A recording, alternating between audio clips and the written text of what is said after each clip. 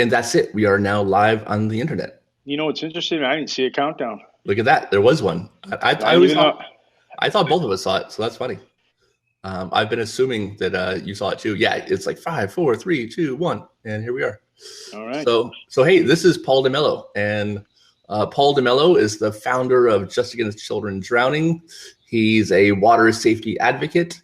He also installs mesh pool safety fencing, and the Just Against Children Drowning nonprofit was started after his two children, Josh and Christian Demello, passed away. Hopefully, I'll get him to tell that story. And he's been doing it for 5 years, 6 years now. I want to say it's closer to five. 5 years. That's what I thought. Yeah. 5 years now, and he's done bike events and runs and installed a ton of pool fences and a phenomenal amount of educational outreach and Facebook education and just a multifaceted, multi-pronged approach to pool safety, which I really think is perfect, actually.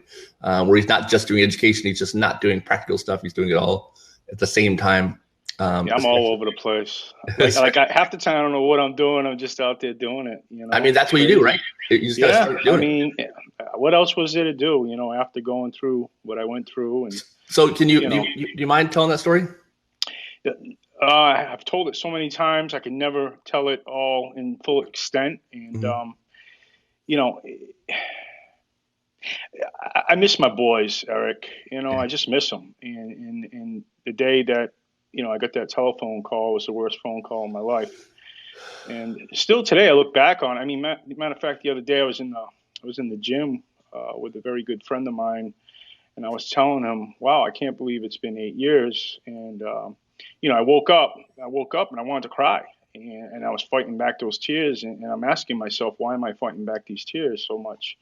Because I feel like I shouldn't be like in this position where I'm grieving them so much, But they told me, no, you'll miss them to the day you die, But yeah, pretty much the kids were with their mom, and their mom loved them to death, and the kids loved her too, And that's where it happened. So I wasn't there, so I probably never really will know exactly what happened. I can tell you there was definitely a lapse of time. We're taught that the first place we should look is the swimming pool. I know that today, and it was the last place that was checked. The twins got through to the pool area, and they both fell in. And a lot of times people ask me, wow, that's crazy. Both of them are gone. They both drowned. And yeah, I get it with twins. I remember watching my boys very closely, and they were always by each other's side. But anyways, we were separated at the time, and I had custody of my kids, and they were visiting with their mom at the grandparents' house. And that's when I got the phone call, and I remember hearing the screams, real loud screams, and I totally buckled. Like I ain't never been hit so hard like that in my life, and I remember falling down to the ground, and my oldest son come running out of his bedroom and scooping me up and basically bringing me to the car, and it was almost like I didn't know what to do. I didn't know how to respond. I never imagined something like that would happen to my little guys. They were only 13 months old. I was always concerned about my 18-year-old, but not the little guys. They were just so perfect and pure. And one of the toughest things I've had to do was survive this, survive my emotions. And I think, like you had, when you introduced me and you talked about kind of being all over the place and and I don't know, I just had to get busy. And when you said it's been what, 5 or 6 years, that first year, a year and a half, it was like somebody cut my legs off. I just couldn't get out of bed. I was crying every single day. Matter of fact, I cried for like 13 months straight. Went to bed crying, woke up crying. But there was one thing that I held on to, and I got a phone call. I want to say 4 or 5 days after my little guy Christian passed away. He was able to donate his organs, and I remember hearing that that his organ got donated, his kidneys got donated to a little girl, 19-year-old girl. And it was like I was crying and smiling at the same time. And I don't know if you've ever experienced that, Yeah, crying yeah. and smiling at the same time. Mhm. So I knew there was something about helping others. And so that's when I knew I had to do something, anything, Um, and today I have a relationship with that family. And today I feel like my boys also gave me a mission, I'm like a dad on a mission kind of thing. And every day I pick this up, every single day, some way, shape, or form. I got pictures all over my house about my twins. I got tattoos of my twins. I don't know. I adore them. I miss them. And a lot of times I feel like people are sick of hearing about them or seeing them. And that's that stinking thinking, I guess, that grief. But the fact of the matter is, only if you could have saw how I was when they were here. It was like hitting the lottery. I really enjoy being a dad. And there's just something about those little people that that unconditional love that they give you. And I think what I'm really trying to do is keep their spirit alive here on Earth through selfless labor. It's almost like a form of therapy for me, and It, it it, and it- and you it know, I has never. helped. It has helped a great deal. I mean, I'm in a much, much, much better place than I was. I'm still in the middle of it at times. Um, and as you can see, I can go on and on and on about this stuff. There's something to be said about sharing the story. It's an opportunity and it's a privilege. Probably one of the greatest opportunities I have is to share that story.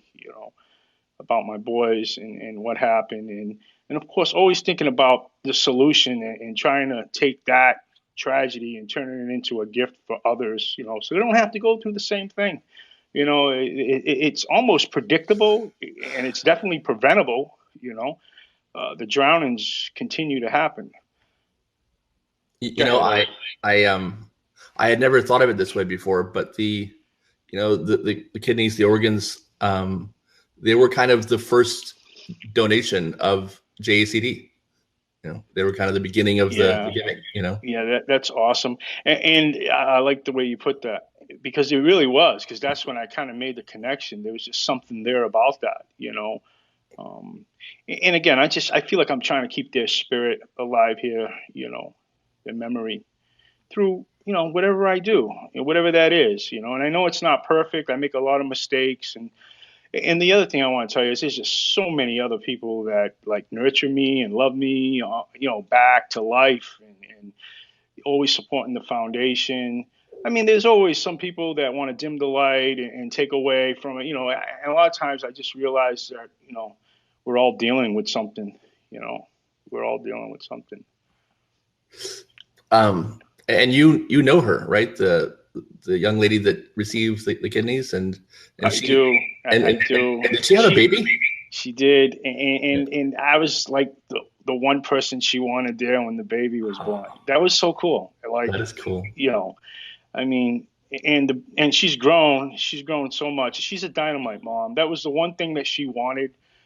She used to pray on a regular basis was to be a mom, you know.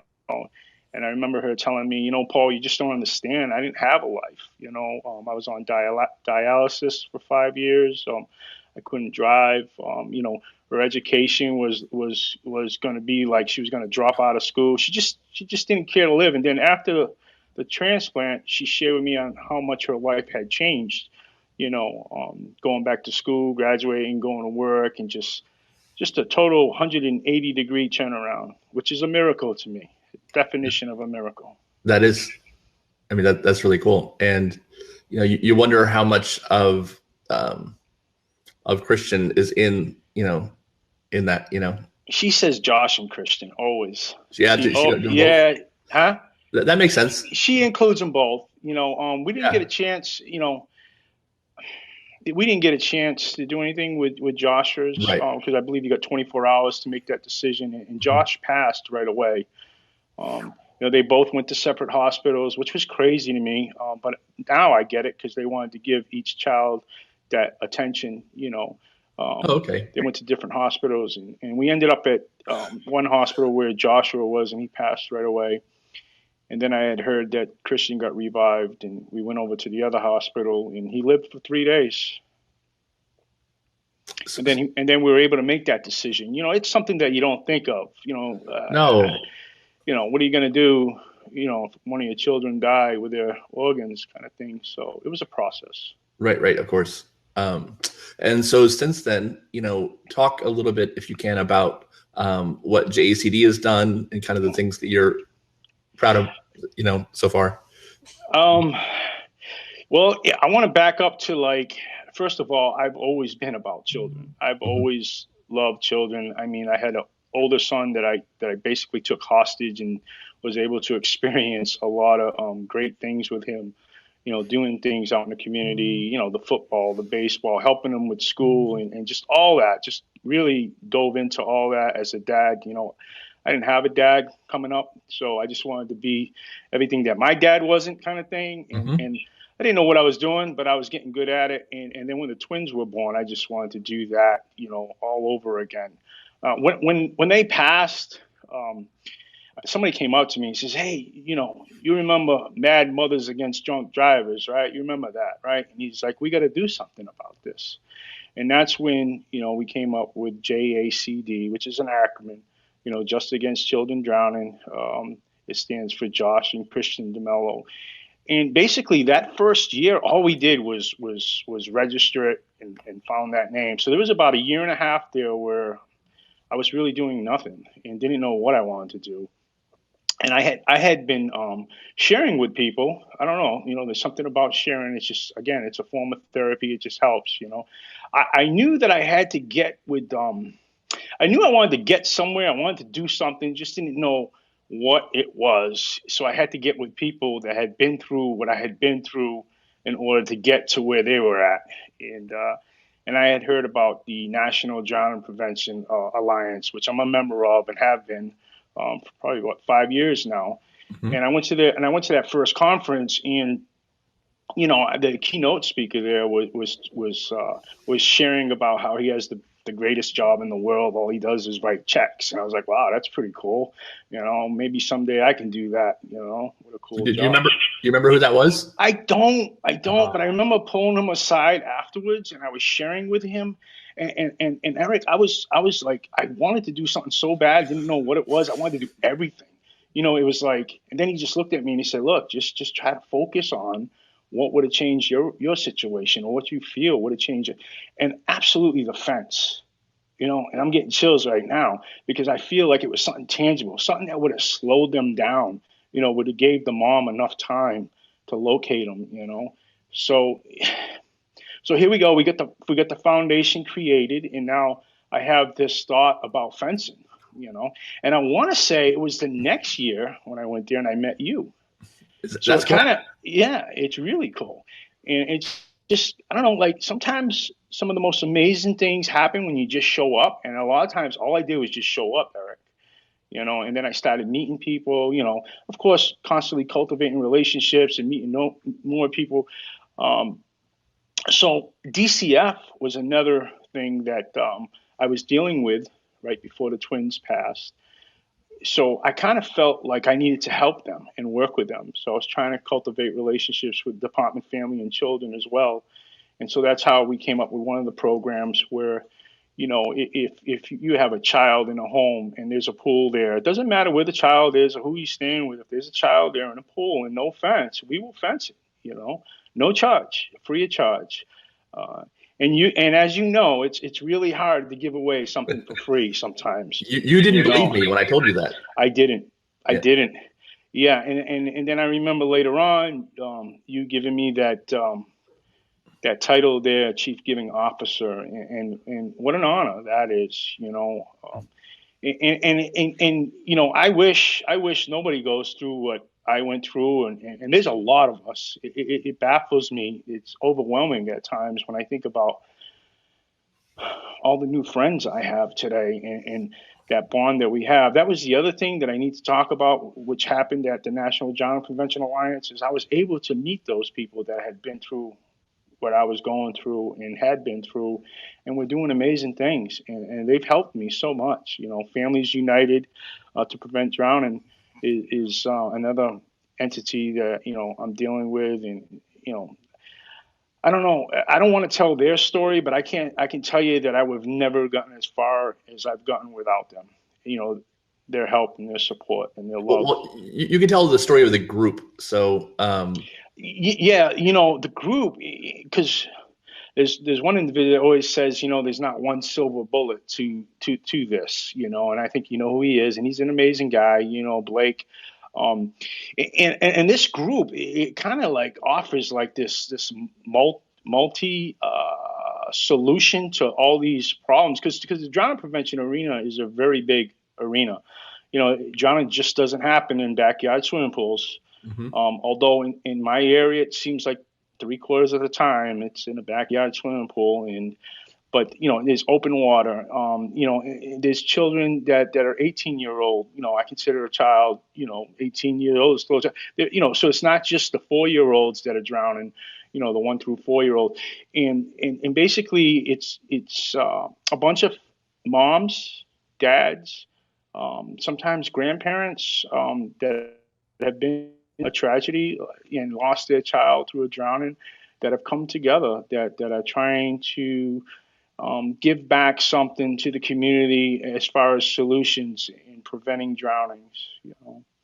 They say I'm a professional at this. I don't feel like a professional. Again, half the time I'm just out there doing things, and I don't know what I'm doing, and I get nervous when I talk about other people's story. I feel more comfortable talking about mine. Because I don't want to mess anything up.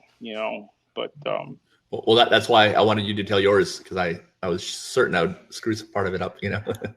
So no, I get it. I just tell the truth. Right. This is I was saying the other day that I have to tell the truth because my memory is terrible, and I can't remember what I lied about. So it's a lot easier for me to be honest all the time. Yeah, and all those families that come together, they're just doing so amazing. They're amazing. Yeah, the amount of collective good work they're doing together and individually is phenomenal. Yeah, and I believe it started with like six family members. And yeah, I think you were one of them. The sad thing. Yeah, I got there when it was J.A.C.D, right before it became Families United. Yeah, what J.A.C.D was, what does it stand for? I can't remember anymore. Journey, I think it's a journey. Oh, there it is. Journey, drowning and survivors. Yeah, drowning, journey and some. Yeah, I forget. I used to know it. It's been a long, long time, but yeah, it was J.A.C.D, which started through the NDPA, and then it kind of evolved into Families United. And yeah, the amount of good work they're doing is just incredible. It really is. It is. And the sad thing is we keep growing and growing and growing. Yeah. We talk. I wish there was a way to measure. Because we always talk about statistics and data, and it's hard. I wish there was a way to measure. All the drownings that didn't occur. Through our work. Like how many times did that child go up to that fence, right? And touch that fence, and I wish there was a way to measure that. I used to say that I was.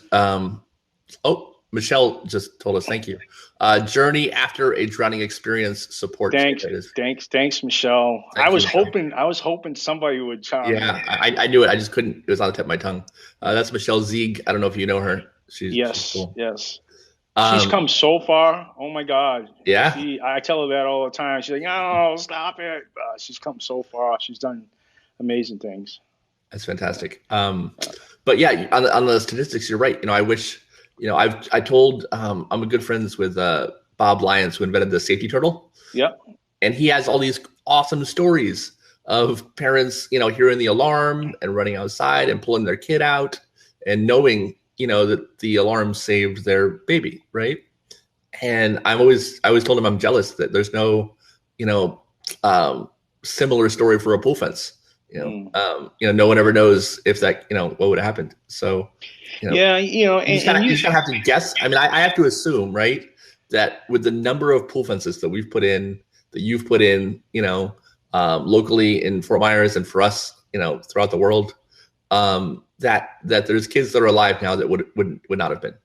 You know, I mean, I have to think that.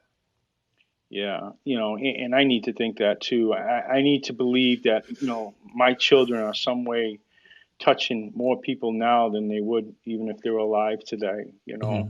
That's how much I miss them. And I don't know, I've been affected big time. And again, I'm just out there trying to do something. Something's better than nothing. And I've been watching you do these podcasts, and you talk about the laws, which I hope you continue to do that. I believe in the safer three. Safer water, safer kids, safer response. And there's so many of us doing great things out there. I continue to learn all the time. I didn't go to school for this. I didn't ask for this. I feel like I was just dealt these cards, and I'm trying to do the very best I can. So I continue to be open minded. Sometimes I step back and I try to retool, but I'll tell you, there's not a day that goes by that I don't pick this up in some way, shape, or form. It could be just a little Facebook post or a phone call to a family that's dealing with a drowning. And, through your program, Save a Life program, and me being the chief giving officer, having that opportunity to give them something for free, on the phone, dealing with the community, doing community events, outreach events. Sometimes there's like 500, 600 kids out there, and being able to talk to those moms and those dads. It needs to be that redundant message all the time. And there's a lot of us doing it, and we're getting better at it. And you're a big help, Eric. I try to thank you all the time. You're doing big things. Well, thank you, man. I appreciate that. We try, and it's a long, long journey. It seems like. Did you see where I tagged Judy Fernandez? No, I didn't. ISR. I think you saw that. Oh, for ISR. as a possible guest. Yes, yes. I Awesome. was hoping she saw that because, Yeah, like I said, I'll I find her. continue to learn. The other thing I saw was the survival, rescue skills. I think it was about 6 months after my kids passed. Like Hmm. I said, the fencing, I felt like the fencing for sure, that one tangible um, barrier layer Yeah, of prevention that would have helped them. Although, like you said, if you give a child enough time, chances are they will figure out how to get around a barrier. So of it's course. always about adult active supervision. Somebody needs to be watching those children. But the survival skills and swimming lessons are so important. Like the last layer of prevention type of thing. And Judy, just recently we had a conversation. She was just trying to feel me out, see where I was at with those type of lessons. And I'm absolutely all about swimming lessons too. I believe every child should learn how to swim. It's something that we're talking about right now. Me and Rhonda with our little guy that we have staying with us, Victor. He's 3. We don't have a pool. We chose not to have a pool in our backyard, but who knows? That may change someday. And we do live in the state of Florida. He is Right. 3, so it's time. It's a big responsibility, but it's also very important. My grandson Liam, he's what, 18 months now. I've been pressing on my oldest son to get him lessons. You know, I'm not in the forefront, so I can't make those executive decisions for them. All I can do is put it out there for them. Because I believe everybody should learn how to swim. Very important. Same thing with CPR. I believe in even bad CPR saves lives. So I am about those things. So, anyways, what I had learned from Judy, right? Because I had saw the infant survival rescue. I don't even know if I'm saying it correctly. Yeah, I had it's infant survival rescue, or sometimes infant survival resource, but it's both. So you're good. Okay. Yeah, and the first time I saw that, the child was fully clothed in the wintertime, and my boys had drowned in the wintertime. They were fully clothed, and I watched them flip upside down, and they were actually crying, which I felt was kind of like an alarm almost. Um, and I walked away again in tears, and I felt like if my kids knew how to do that, they would be alive today. So I believe in it, but then over the years, you hear all these mixed messages, and everybody's got opinions and stuff like that. So I just kind of chalked it up as, it depends on the instructor, and it depends on the child. If you have an extremely good instructor and a child that's capable of doing those skills, it works. And she brought to my attention, it also depends on the parent. And I was like, well, wait a minute, what do you mean? And she explained to me sometimes sometimes the parent will show up to lessons all bundled up with so much fear, that it's almost not transparent, but it's almost passed on to the child. And then the child begins to act and behave like that, So she opened my eyes to that, constantly learning about this, always. Right? There's so much to it, right? More than you would expect, I think. Absolutely. And Absolutely. And I didn't even so, know I was going to talk about this morning. I want to give you an opportunity to talk and share about the laws because well, yeah, you I wanted break to it talk about down. the law, because I don't get sick of talking about the law because I don't think a lot of people know that the law in Florida last July changed. It got worse again for the fifth time that, we've taken a law that was pretty much perfect, not as good as the one in California, but pretty darn good, and we've made it worse again. And this one happened in a very weird way that we're still not sure about, where it slipped in kind of right at the last minute, and um, a lot of people weren't notified. Most people, even in the water safety arena, don't know that the law changed in Florida, They which is don't. They right. You don't. didn't know. I didn't know. No, You didn't and know. we go to these meetings. We have a meeting about the meeting, and Right. National Drowning Prevention Alliance, Families United. The coalitions, Healthy Kids. I can't tell you how many meetings I attend or used to attend on a regular basis, and nobody really knew. Right. And if you and I don't know, then who does? Right. I Right. mean, I live and breathe this every single day. It's my whole universe. If I don't know, and the same for you, then certainly John Q. Public doesn't know. So, essentially what happened is the law used to require a 4-foot barrier that had to meet certain specifications that isolated the pool from the home, and it had to have a self-closing, self-latching gate. And that had to be in place when a new pool was constructed. Old pools were grandfathered in, but if you had a new pool, you had to have a pool fence, and it was a great law. It was really effective. But then there was some lobbying, and they decided that the gate was too expensive. It was too much extra work. So they said, all right, you have to have a pool fence, but not with a self-closing, self-latching gate, just the regular manual opening will get the job done, which, as we all know, everybody recommends having a self-closing, self-latching gate, right? Then the next thing that happened was they said, well, what about these alarms on the doors and windows? And those were allowed in addition to a pool fence. First, they had to be hardwired into the house where they couldn't be shut off or taken down. And then they allowed a battery operated alarm, which what a lot of people did, and this is terrible, is they would put the alarms up, they would pass code, and then they'd take them all down. And that happened for a lot of people. So then you could get the alarms or the fence. So the newest thing is that you can get the cheap door and window alarms that are battery operated, or you can get a pool fence without a gate, or with a gate if you want. Or now you can get a floating pool alarm inside the pool, which previously the reason they said that the alarms on the door and window were okay were because it was still about prevention, right? We were still, stopping the kid from getting to the water. But these new alarms don't go off until the kid is underwater, until they're drowning, essentially. So which is terrifying. So to think now that our law, you can be in compliance with the law and have something that lets your kids start drowning before you know about it. And those alarms have a host of issues with them. They don't go off right away. If they're on the wrong end of the pool from where the child slips in, especially if the child walks down the stairs, which happens all the time, they don't go off. I have a video of my dealer in Port St. Lucie. His son, he's a man, he's like 30 something.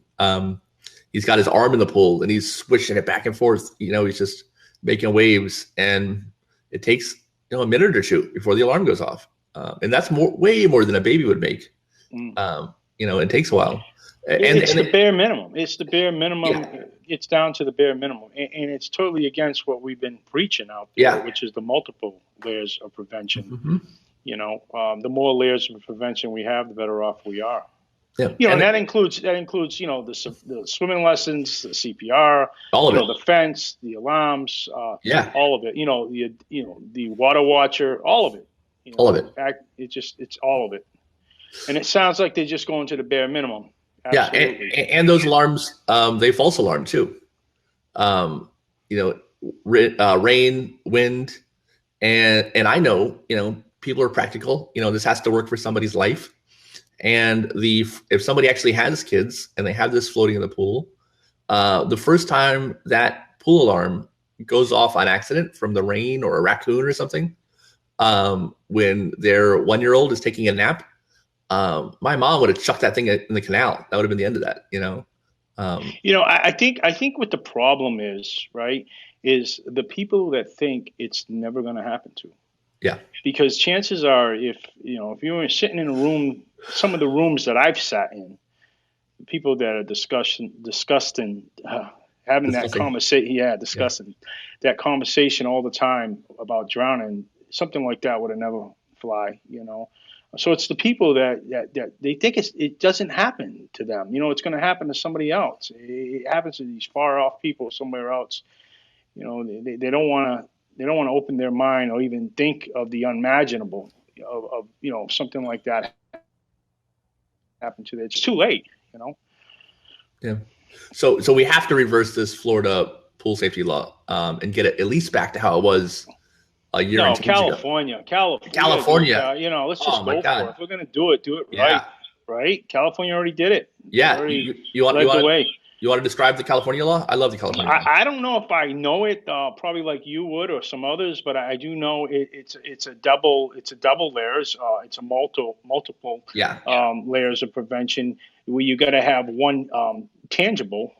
It could be a cover. The automatic cover that goes over your pool. It could be a net, those nets that they have that go over the pool, or it could be the fence, which I would recommend, the removable pool fence. So it has to be that, something physical. And then they go into, it has to be one of the alarms, which, could be the flotation device, the one that, my less favorite, or, the hardwired alarms, or, the battery operated alarm. So there's two there. And I want to tell you, for the last year and a half or so, I've been thinking about that, and it's perfect because, hope to God I never do, but I have never heard of a drowning where there was both of those in place. I just haven't. To be honest with you, I've heard of them where there was just a fence. Like you always say, you give a child enough time, they will figure it out. Or if it's left open, left open. I think the only times I've ever heard of a drowning with a mesh fence, and never our fence, thankfully, but other mesh fences, is when it's been left open, Yeah. So it does happen, and then also with the alarms. As a matter of fact, one of the last drownings we had here in the Port Charlotte area was, the grandma opened the sliding glass door. The child made a mess in the kitchen, bypassed the alarm that was on the sliding glass door. And then, she was cleaning up the mess, and the child ended up getting to the pool. So I've heard of them where there was just the alarms, but I ain't never heard of a drowning where there was both in place. I just haven't heard of that yet, So I love that multiple approach. I think that's the way to go. And again, always incorporating the swimming lessons, know your CPR, take that precaution. Yeah. So I think in California, you have 7 options. And you have to pick 2, like you said, and what's especially good about that is it uses the idea of layers of protection, which we all know is the solution to, water safety. If pool safety does have one silver bullet, right? If there is one solution, it's the idea of layers of protection. It's, the one solution is using lots of solutions, and what's cool about the law in California is it's taken that proven method and put it into legislation, which hasn't happened anywhere. So yeah, the California law is so good, and I hope the rest of the country, other states adopt the California law. Just like they kind of copied the Florida law at first when our law came out in 2001. I hope other states look at the California law and start picking it up, because it's the best. It's so good. If we could take if we could literally copy and paste the California law into our law, I'd be so happy, because they just got it right across the board. It's perfect, and that's in big part to Nadina Rigsby and Marcia Kerr and Marianne Downing and all of the amazing people in California who've been There's just so many of those people yeah. that I don't want to. Yeah, I feel like if I start mentioning those are the ones names, I'm I've gonna talked lose. to, So, but oh yeah, yeah. There's just so many of them. There's so many of them. There's so many yeah, good people out there doing so many good things. yeah, they did great work. But and it's funny, they remind me of the overnight success that took 20 years. Like yeah, they finally got the law and it happened suddenly, but they've been at this for I mean, Nadina's been doing it for 30 years. It's longer, I think, actually. So it took them that long to get something that good, but it's worth it. I can't believe what a good, and that'll live hopefully forever.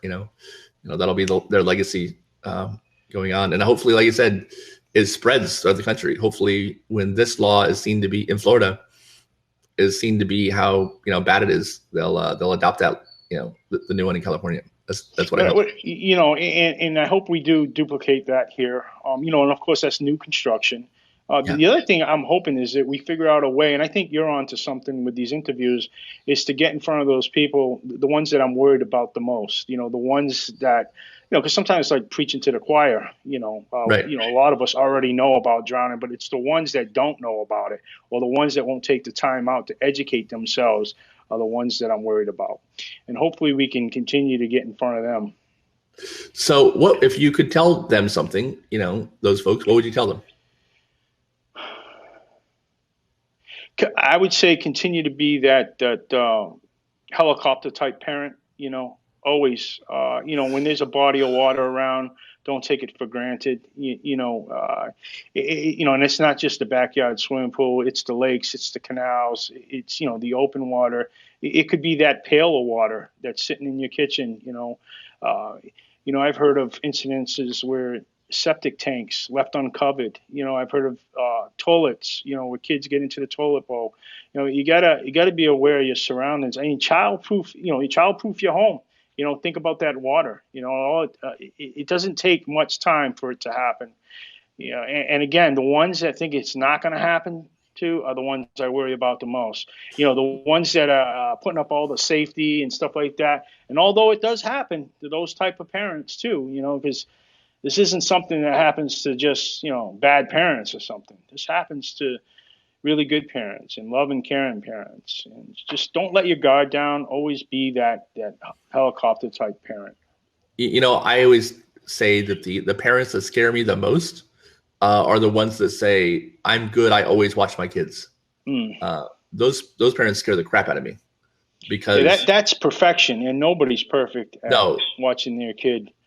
An active child, whatever, 1, 2, 3, they're so quick and they're explorers. They love the water. They associate the water with playtime and good times. They're attracted to it.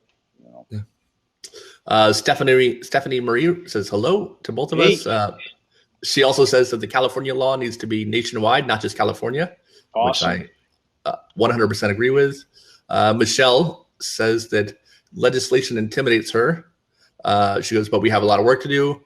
Our coalition is beginning to address issues and see how we can present at upcoming committee meetings this fall. The barrier laws are a joke where she is in South Carolina, and she agrees with you that it can happen to anyone. Awesome. Yeah.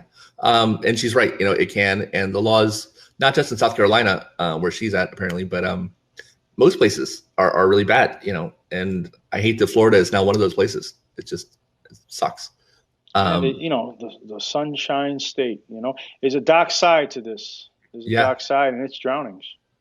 Yeah. It's funny to say that there's a dark side to the Sunshine State. It sounds like a documentary. Absolutely. I might use that somewhere. That's pretty good, actually. Nobody, and a lot of people don't like to talk about it too. It takes a certain kind of person. That's the other thing I want to talk about. It takes a certain kind of person to go through, a tragedy such as losing a child to a drowning, and then take that and try to create something with it. It takes a certain kind of person to do that. Absolutely. Stephanie says, I'm just going to quote her. She says, "I said it wouldn't happen to me, and damned if it did. Lost my love, and to this day I regret saying it won't happen. I wish I know now what I knew then," or vice versa. I wish I knew then what I know now. And I mean, I think a lot of people feel that way. I wish I knew now what I knew about giving out pool safety advice that I did 20 years ago. Um, I wonder how more effective I could have been if I was me, back then too. But a lot of people, they get a backyard swimming pool, they're so excited, it's a good time. Right. They just don't have a clue of the dangers of it, and that's something we need to change. Yeah, they've already put a lot of money into the making it pretty and the cool deck and the whole thing. The idea of one more expense for something they can't imagine happening to them. Yeah, and a lot of times when it happens, they're having a birthday party, or they're having a celebration, they're having a barbecue, or 4th of July, or it always happens sometimes during those type of events.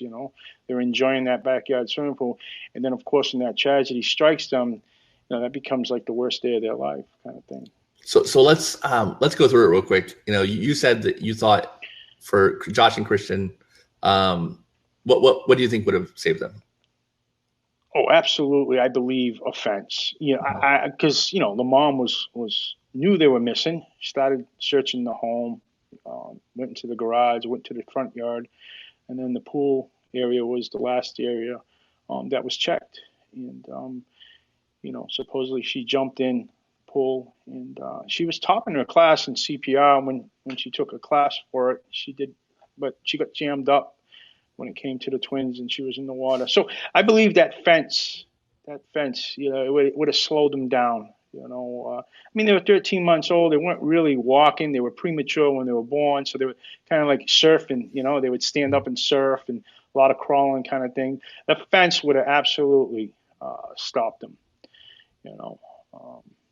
I don't know if they could have, maybe we could have taught them face up first type of skills, roll over and float. Yeah, but definitely the fence.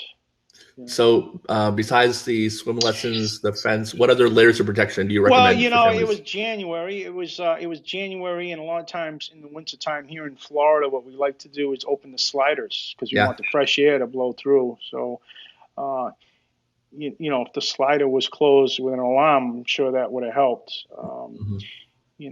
But always check the pool first.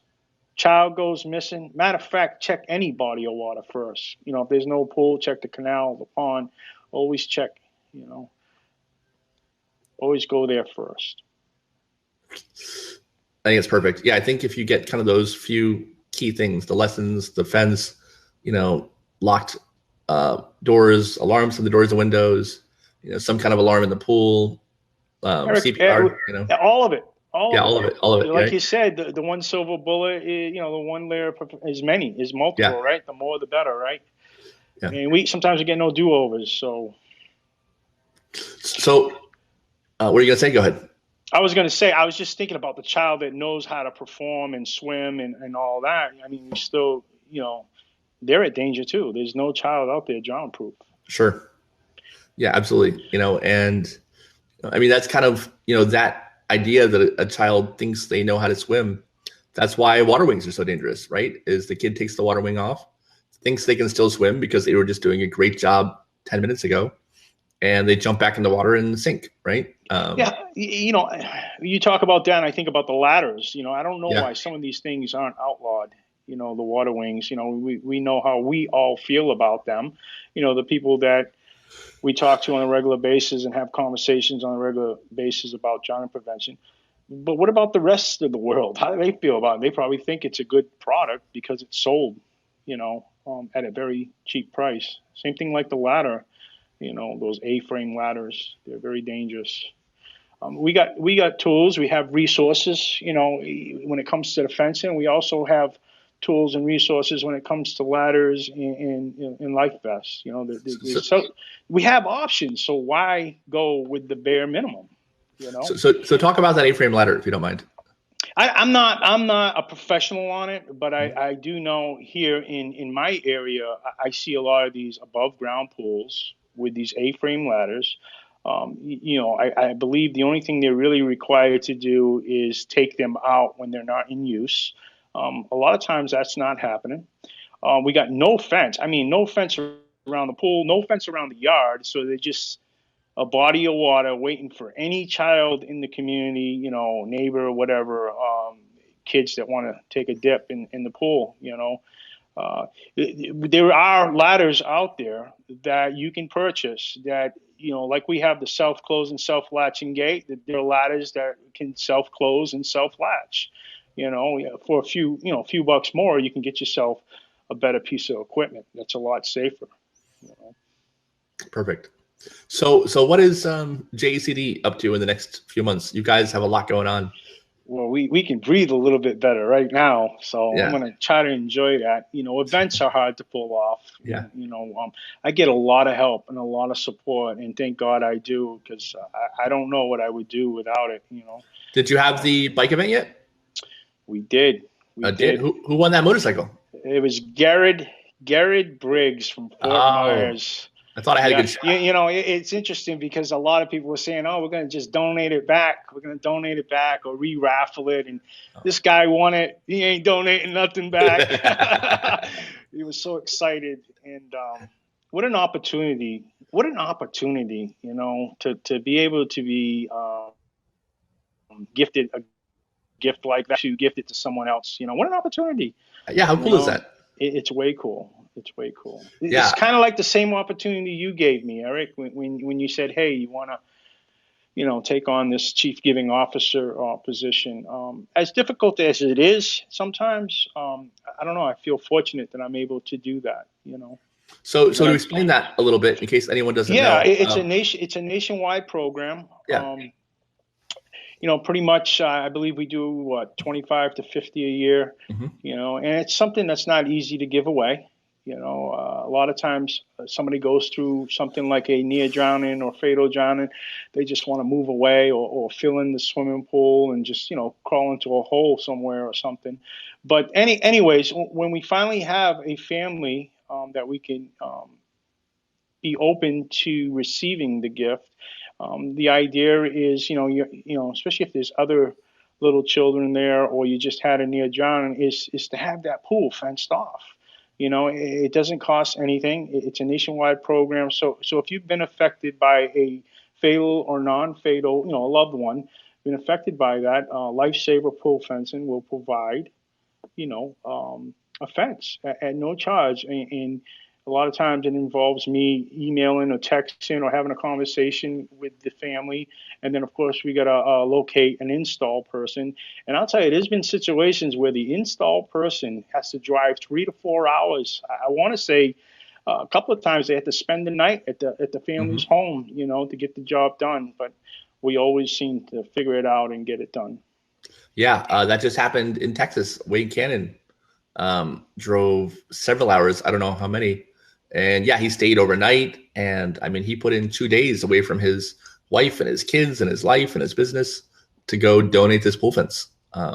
So the work you do with that is phenomenal. I don't know how it would work, without, having you to reach out to the family, because when I did it, it's hard to talk to a family who, just lost a child fatally, non-fatally.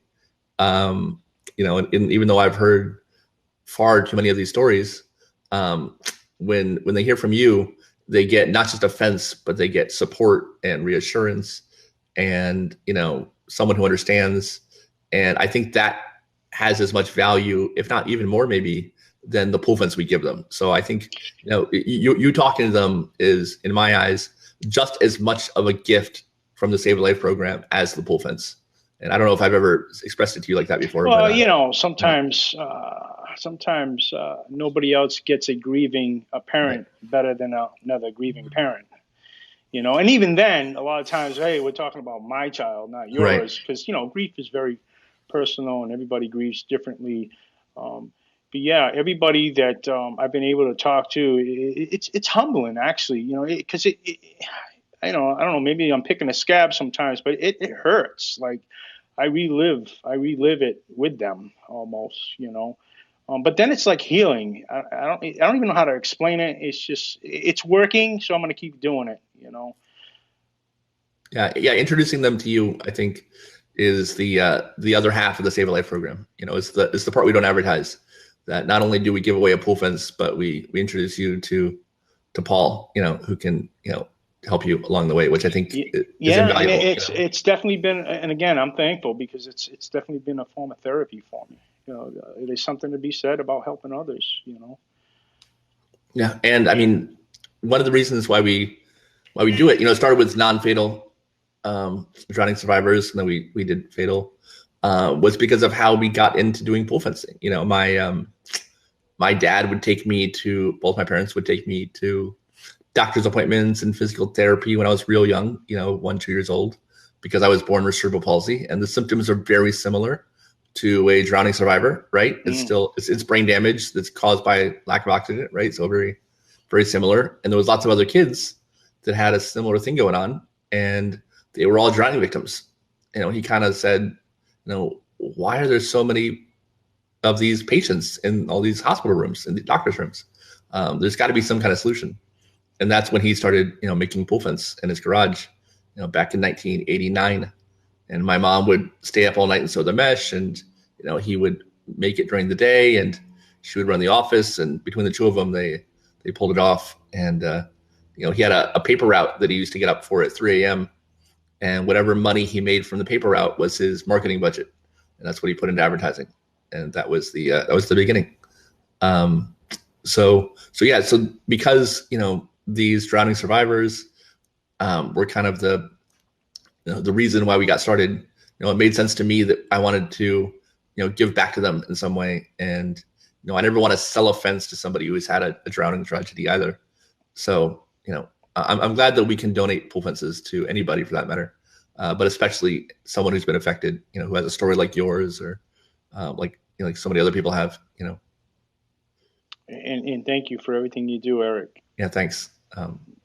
It's just good we can do it. You know, I was gonna. You do a lot. You ask the questions a lot, and I wanted to ask you one question. You kind of talked about it a little bit, because I had someone ask me, "Hey, did Eric drown? Like, he's in a wheelchair. Did he go through that?" And I remember you telling me that, you know, what had happened to you in that story, and you already went into it. So thank you for sharing that.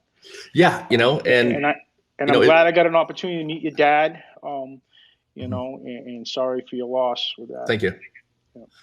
But yeah, it is similar to, you know, I didn't actually drown, but it, you know, the symptoms are the same, right? The result is the same. So I feel like I have a little bit of a firsthand look into, you know, kind of the experience. So I'm glad that, you know, hopefully we can put up enough fences where other people don't have to, which is a nice thing, you know, both the ones we give away and the ones that get put in by dealers and whatnot throughout the country. So that's what's Lifesaver? I want to interview you now. What's Lifesaver pool fencing up to? What are you guys up to? Well, besides this right now, I mean, I know this is taking off. At the minute, this is what we're doing right now. No, but Lifesaver is doing good. You know, we you know, we're putting in new dealers, you know, all the time throughout the country. You know, we've got some open areas that we're trying to fill. Hopefully, it won't be no 3-hour, 4-hour drives anymore. Right? Yeah, that'd be nice. You know, you know, we're just trying to do a lot more educational stuff. You know, I want to do, you know, as much as we're doing on Facebook and Instagram. I think we're just scratching the surface, and I really want to go in all the way with it. So, you know, that's a big part of what we're doing now. You know, it's the middle of it's June 1st. You know, so we had National Water Safety Month last month, and we tried to push it as hard as we can. You know, we're trying to improve the fencing all the time. You know, we don't like just existing. You know, a lot of people still make the same fence that they made 30 years ago because, you know, if it ain't broke, don't fix it, which, you know, that makes sense to me as well. But, you know, I like change. I like things, you know, getting better. So, you know, every year we try to do something a little bit different to make the fence a little bit better. So yeah, just a lot more education. That's what I'm about right now. Is, you know, and you're the CEO, right? You're the big boss now. That's the one. Yeah. All right. Well, I have been for my big dad. Boss, big boss with a big heart. Oh, thank you. My dad retired the first time when I was 21, 22, and I took it over then. So I've been running it for, how old am I now? 36. So 14 years I've been kind of running the show, frighteningly enough, as terrifying as that is. Hey, you know what I just realized? What's that? It's more fun interviewing you than interviewing me. You know what that means is you should start a podcast. I know. Right? Yeah, bring them on. You're giving me more work. That's what you're giving me. Yeah. you should be doing this. Yeah. You know, Eric, no matter how much I do, I always feel like it's never enough, Eric. Right. It's crazy. It's just crazy like that. It's going to take all of us doing this, But again, the one audience that I really want to reach are the ones that think it's never going to happen to, Right. They just think those are the ones I want to reach, really. And I hope we've been able to touch at least a few of those with this here. Yeah. Stephanie writes that she wants her husband to be a dealer, but financially they don't have the funds for it. And there's not even a fundraiser. Let's do a fundraiser. Let's get it Why done. Not? And it's not that expensive.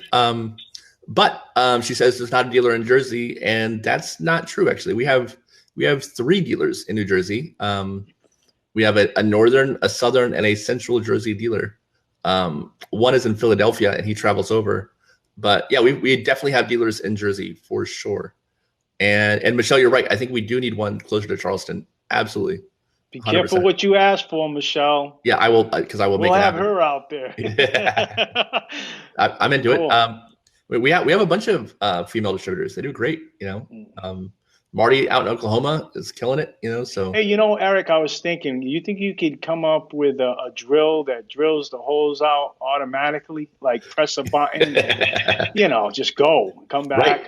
Come back 6 hours later. I think you can do it. It's got wheels, Something. Yeah. That'd be cool. That's a good idea. Speed up production. It is a good idea. Yeah.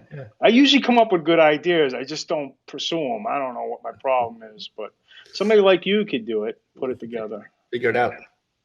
Gotcha. Well, is there anything you want to leave people with before we wrap this up? No. If anything, just share it. Drowning prevention needs to be a message, a redundant message. It needs to be shared over and over, and let's not stop having this conversation.